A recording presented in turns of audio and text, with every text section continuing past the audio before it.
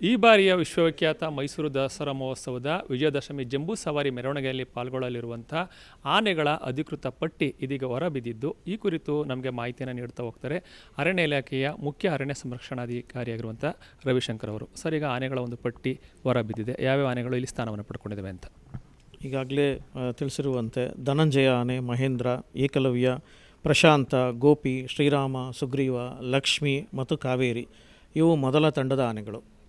ಇವು 26ನೇ ತಾರೀಕು ಸಂಜೆ ಬರ್ತವೆ. ಸರ್, ಆನೆಗಳ ಆಯ್ಕೆ ಪ್ರಕ್ರಿಯೆ ಯಾವ ರೀತಿ ನಡೀತು ಸರ್? ಆನೆಗಳ ಆಯ್ಕೆ ಮಾಡುವಾಗ ಆನೆಯ ವಯಸ್ಸು, ಅದರ ಒಂದು ಶರೀರದ ತೂಕ ಮತ್ತು ಆರೋಗ್ಯ ಸ್ಥಿತಿ ಮತ್ತು ಅವುಗಳು ಸ್ವಭಾವ, ಮಾವುತರು ಕಾವಾಡಿಯೊಂದಿಗೆ ಸ್ವಭಾವ ಮತ್ತು ಜನರೊಂದಿಗೆ ಇತ್ತೀಚೆಗೆ ಮಾಡಿರುವ ಸ್ವಭಾವ, ಇವುಗಳ ಒಂದು ಎಲ್ಲ ಅಂಶಗಳನ್ನು ಪರಿಗಣಿಸಿ ಅದನ್ನೇ ಮುಖ್ಯವಾಗಿ ಇಟ್ಟುಕೊಂಡು ಅದರ ಮೂಲಕ ನಾವು ಕೆಲವೊಂದು ಟೆಸ್ಟ್ ಮಾಡಿ ಪಶುವೈದ್ಯಾಧಿಕಾರಿಗಳು ಅದನ್ನು ನಾವು ಪರಿಗಣಿಸಿದ್ದೀವಿ. ಇದೇ ಮೊದಲ ಬಾರಿ ECG ಟೆಸ್ಟ್ನು ಕೂಡ ಆನೆಗಳಿಗೆ ಮಾಡಿದ್ದೀರಿ? ಒಂದು ವೈಜ್ಞಾನಿಕವಾಗಿ ನೋಡಬೇಕಾಗುತ್ತೆ. ನಾವು ಬೆಳೀತಾ ಇದ್ದೀವಿ ಕೂಡ, ಬಹುಶಃ ಅವುಗಳ ಆರೋಗ್ಯ ಸ್ಥಿತಿಯನ್ನು ಕೂಡ ನಾವು ಹೇಗೆ ECG ಮನುಷ್ಯರಿಗೆ ಇದಾಗುತ್ತೆ, ಅದರ ಒಂದು ಪ್ರಯತ್ನ ನಡೀತು. ಆ ಪ್ರಯತ್ನದಲ್ಲಿ ಉತ್ತಮ ಸ್ಥಿತಿಯಲ್ಲಿದ್ದಾವೆ ಅಂತ ಪಶುವೈದ್ಯಾಧಿಕಾರಿಗಳು ಹೇಳಿದ್ದಾರೆ.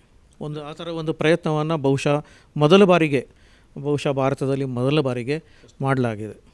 ಸರ್, 6 ಬಾರಿ ಚಿನ್ನದ ಅಂಬಾರಿನ ಒತ್ತಿದಂಥ ಅಭಿಮನ್ಯು ಈ ಬಾರಿ ಪಟ್ಟಿಯಲ್ಲಿ ಸ್ಥಾನವನ್ನು ಪಡ್ಕೊಂಡಿಲ್ಲ. ಏನು ಕಾರಣ ಇರ್ಬೋದು ಅಂತ? ನಮ್ಮ ಅಭಿಮನ್ಯು 60 ವರ್ಷ ಆಗಿ ನಿವೃತ್ತಿ ಅಂಚಲ್ಲಿದ್ದು ನಿವೃತ್ತಿಯನ್ನು ಪಡ್ಕೊಂಡಿದೆ ಅಂತ ನಾನು ಭಾವಿಸ್ತೀನಿ.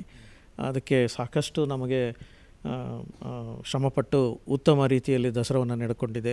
ಎಲ್ಲರ ಪರವಾಗಿ ನಾವು ಅಭಿಮನ್ಯುಗೆ ಅಭಿನಂದನೆಗಳನ್ನು ಮತ್ತು ಗೌರವಗಳನ್ನು ನಿಮ್ಮ ಮೂಲಕ ನಾನು ಅರ್ಪಿಸ್ತೇನೆ. ಸರ್, ಈ ಹಿಂದೆ ನಿವೃತ್ತಿಯಾದಂಥ ಬಲರಾಮ ಇರ್ಬೋದು, ಅರ್ಜುನ ಆಗ್ಬೋದು, ಆ ಆನೆಗಳನ್ನ ಮುಂದಿನ ದಸರಲ್ಲಿ ಕರೆತಂದು ನೌಪತ ಆನೆ ಅಥವಾ ನಿಶಾನೆ ಆನೆಯಾಗಿ ಮೆರವಣಿಗೆ ನಡೆಸುವಂಥ ಜವಾಬ್ದಾರಿಯನ್ನು ವಹಿಸ್ತಾಯಿದ್ರು. ಅಭಿಮನ್ಯುಗೆ ಯಾಕೆ ಆ ರೀತಿ ಮಾಡಲಿಲ್ಲ ಅನ್ನೋದು ಕೂಡ ಈಗ ಸಾಕಷ್ಟು ಒಂದು ಚರ್ಚೆಗೆ ಗ್ರಾಸ ಆಗಿರೋದು. ಉತ್ತಮ ಸಲಹೆ ಕೊಟ್ಟಿದ್ದೀರಾ, ನಾವು ಅದನ್ನು ಪರಿಗಣಿಸ್ತೀವಿ. ಅಭಿಮನ್ಯುನ ಕರೆತರಕ್ಕೆ ಪ್ರಯತ್ನ ಪಡ್ತೀರಾ ನೀವು ಅಂತ?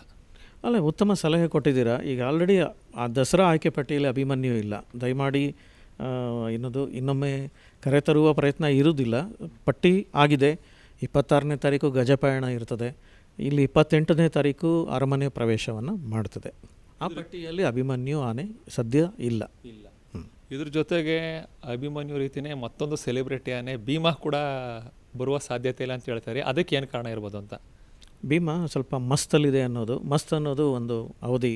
ಆನೆಗಳಿಗೆ ಅವುಗಳ ಸ್ವಭಾವ ಸ್ವಲ್ಪ ಅವುಗಳ ಹತೋಟಿಯಲ್ಲಿ ಇರುವುದಿಲ್ಲ. ಹಾಗಾಗಿ ಮಸ್ತು ಕಡಿಮೆ ಆದ ನಂತರ ಬಹುಶಃ ಪರಿಗಣಿಸ್ತೇವೆ. ಈಗ ಆನೆಗಳನ್ನ ಕರೆತರೋದಕ್ಕೆ ವಾಸ್ತವಕ್ಕೆ ಅಗತ್ಯವಾದ ಅನುದಾನವನ್ನು ನೀವು ಎಷ್ಟು ಡಿಮ್ಯಾಂಡ್ ಮಾಡಿದರೆ ಅದು ಬಿಡುಗಡೆ ಆಗಿದೆಯಾ ಏನು ಅಂತ? ಅಲ್ಲ, ನಮ್ಮ ಉಪರಣ್ಯ ಸಂರಕ್ಷಣಾಧಿಕಾರಿಗಳು ಅದರ ಇದನ್ನು ಕೋರಿದ್ದಾರೆ. ಸುಮಾರು 2 ಕೋಟಿಯನ್ನು ನಾವು ಕೋರಿದ್ದೇವೆ. ಅದರ ಪ್ರಕಾರ ಬಿಡುಗಡೆ ಮಾಡಲಿ ಅಂತ ನಾವು ಭಾವಿಸ್ತೇವೆ. ಸರ್, ಆನೆಗಳನ್ನ ಮಾತ್ರ ಎಲ್ಲರನ್ನೂ ಕೂಡ ನೀವು ಅಣಿಗೊಳಿಸೋದಕ್ಕೆ ಈಗ ಸಿದ್ಧತೆ ಆಗಿದೆಯಾ? ಸಿದ್ಧತೆ ಆಗ್ತಾ ಇದೆ.